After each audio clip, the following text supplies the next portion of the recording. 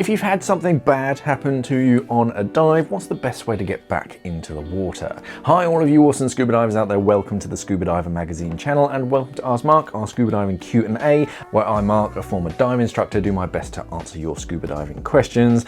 So if you do have any dive questions, then by all means pop it down in the comments section underneath this video. Use this Ask Mark hashtag to get it featured in an up and coming video, and in the meantime I do my best to type out an answer so you get an answer sooner rather than later, but I do miss some sometimes, so the community does an awesome job of covering me. I think Lee needs to be a moderator on the channel because he answers a lot of questions, so thank you for that.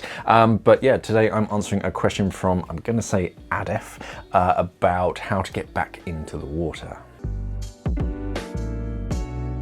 So Adefrutos says, how do you handle follow-on dives when your last one has been very stressful due to a shortage of air?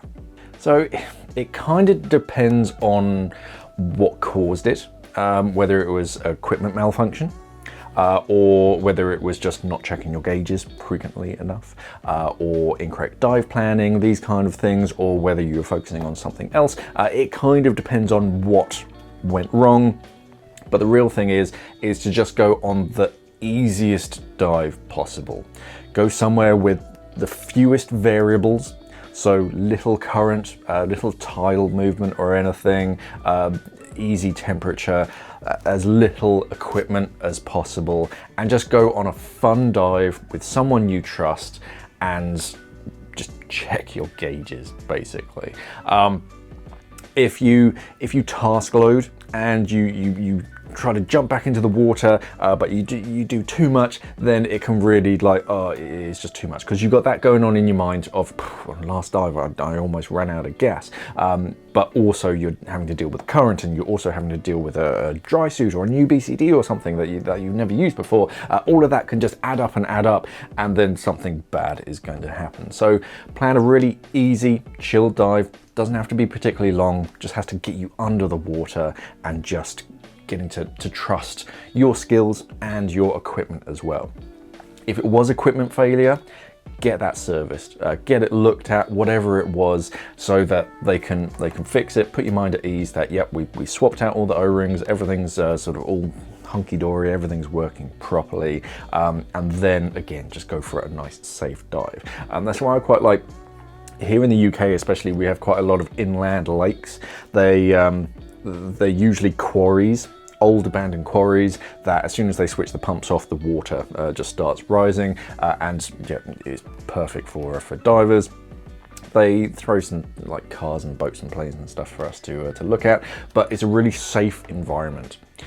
You'll find out the weekends especially, a lot of like dive schools will visit these lakes to do their teaching. They could just go to the coastline and just do it there in open water, but you've got to deal with, one, it's salt water, it's just an additional thing. When it's fresh water, you don't have to wash it down quite as thoroughly, but it's just an additional thing. You don't have to worry about the tides, it's a lake. You don't have to worry about currents, it's a lake. There's very little water movement in a lake. They're just little variables that you don't even have to worry about when you're in an inland lake. And yeah, just go for a nice little dive, nothing too taxing, and then come out, and that kind of puts your mind at ease that, yeah, I can do that, the equipment's working fine, let's crack on with them, and just build it up gradually. You have to build that foundation again. Another thing that you can do is work out your gas planning amount, basically. If you work out your respiratory minute volume, or your RMV, you can work out how much gas you breathe over a given time, and then you can multiply that by the actual depths that you're diving to, and then you can work out how much gas that you need for that particular dive, whether a 12-litre cylinder, or wherever you are, was a alley 80 or something, is large enough.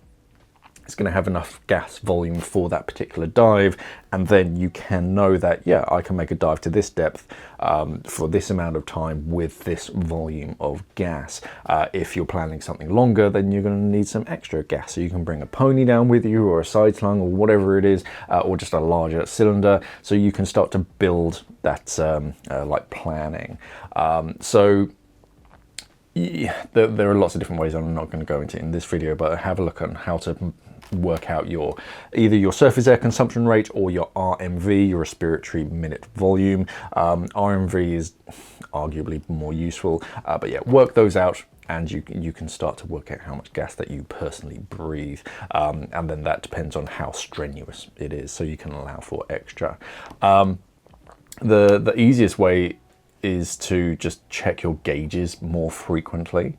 A lot of divers, they only really check when they're asked, which as soon as you leave that like training scenario, they just kind of forget. So I usually do it after like something of significance has happened. I'll just casually check my gauges and always kind of have in your mind what that number should be before you actually look at it, to know if you're a little bit higher or a little bit lower.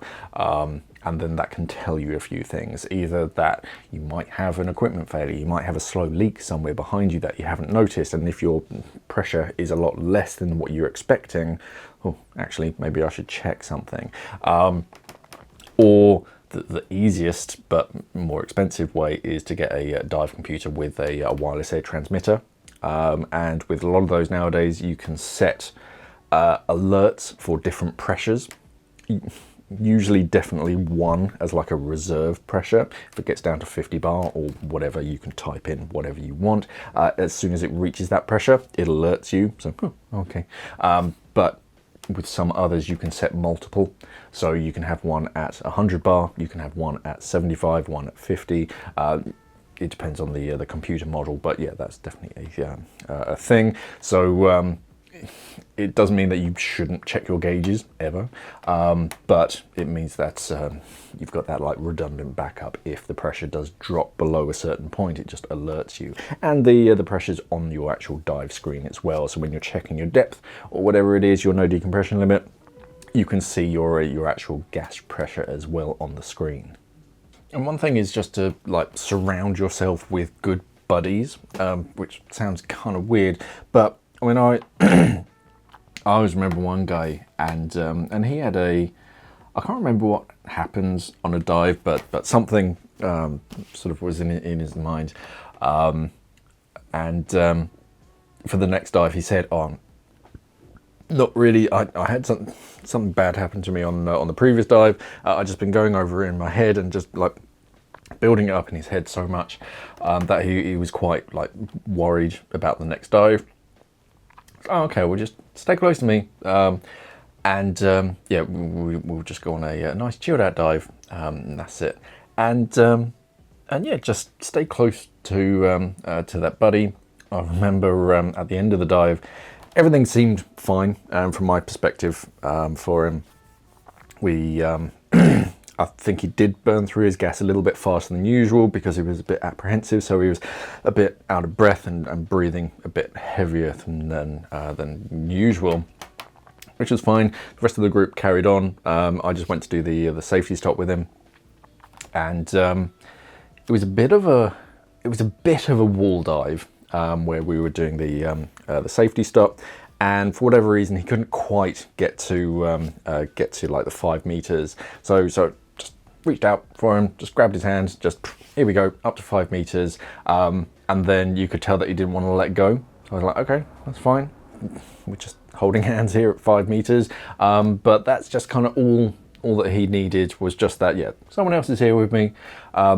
Everything's fine. Everything's going to be fine. I've still got plenty of gas.